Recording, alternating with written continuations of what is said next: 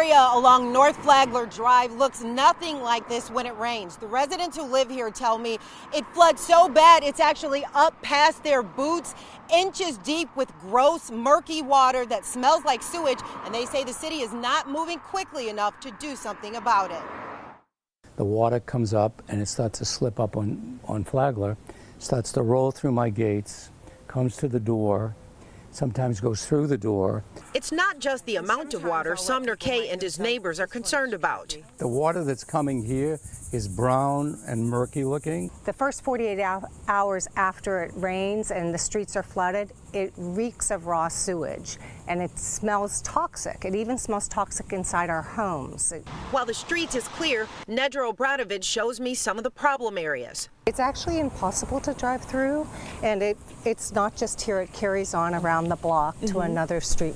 Carl Flick, president of the Northwood Shores Neighborhood Association, has been leading the charge to get the city to do something about it. Flick says the city purchased this property for nearly $3 million to build a retention pond that would drain the water, but he says it hasn't solved the flooding problem. The problem is the infrastructure along this roadway, that it can't handle the water that is flash flooding along here.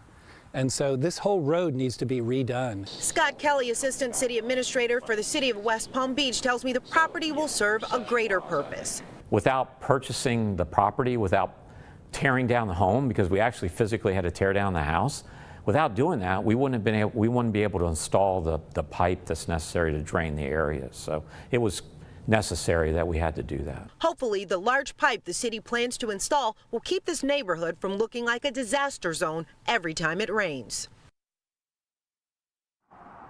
Kelly says the city is in the final stages of a design engineering plan for this area. They say they're also in the process of hiring a design engineer to get this going, but the people who live here say this is not fast enough because this process could take years to complete. In West Palm Beach, AJ Walker, CBS 12 News.